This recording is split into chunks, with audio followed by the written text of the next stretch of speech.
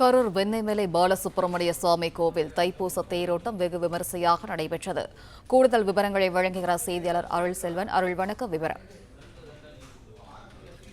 கரூர் அடுத்த வெண்ணமலையில அருள்மிகு சுப்பிரமணிய சுவாமி திருக்கோயில் அமைந்துள்ளது. அமைந்திருக்கக்கூடிய இந்த கோவில் மிகவும் பிரசித்தி பெற்ற கோவிலாகும்.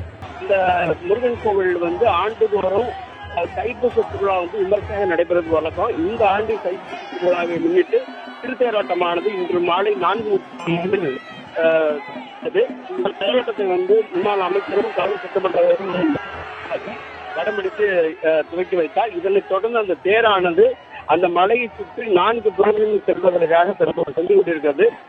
பக்தர்கள் ஏராளமானோர் திரண்டு கொண்டு அந்த தேரை வடம்பிடித்து இழுத்து வருகின்றனர்.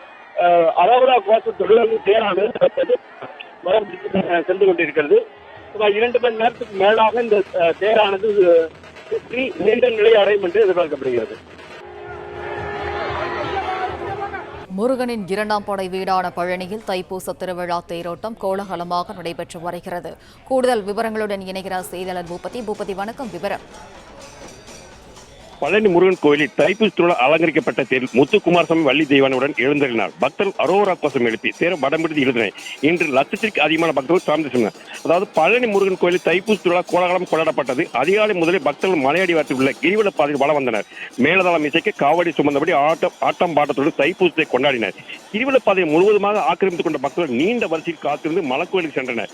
இந்நிலையில் மலையடிவாரத்தில் மாலையில் நடைபெற தைப்பூச திருவிழா தேரோட்டம் நடைபெற்றது. வண்ணத்துடன் அலங்கரிக்கப்பட்ட பிரம்மாண்டமான தேரில் முத்துக்குமாரசாமி வள்ளி தெய்வானுடன் எழுந்தருளினார். சிறப்பு பூஜைகள் செய்யப்பட்ட பிறகு திரளான பக்தர்கள் அரோரா கோஷம் எழுப்பி தேரை வடம்பிடித்து இழுத்தனர். 4 வீதிகளும் இழுத்தனர். எந்த ஆண்டும் இல்லாத வகையில் தைப்பூச திருவிழாவிற்காக இந்து சமய அறநிலையத்துறை பல்வேறு விரிவான ஏற்பாடுகளை செய்தது. தைப்பூச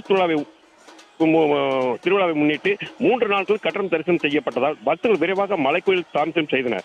பக்தர்களுக்கு தேவையான அடிப்படை வசதிகள், கழிவறை, தண்ணீர் வசதி, உணவு போன்ற மருத்துவ உதவிகள் உள்ளிட்ட வகையில் கோயில் நிர்வாகம் சிறப்பாக செய்யப்பட்டிருந்தது. மேலும் பக்தர்கள் பாதுகாப்பை உறுதி செய்யும் வகையில் 3000 போலீசார் சுழற்சி முறையில் பாதுகாப்பில் ஒழுங்குபடுத்தினர். 10 நாட்கள் நடைபெற்றக்கூடிய தைப்பூச திருவிழா 4ஆம் தேதி நிறைவடைய உள்ளது.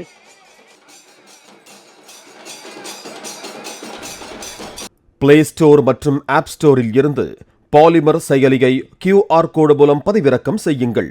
செய்திகளை உடனுக்குடன் பெறுங்கள்.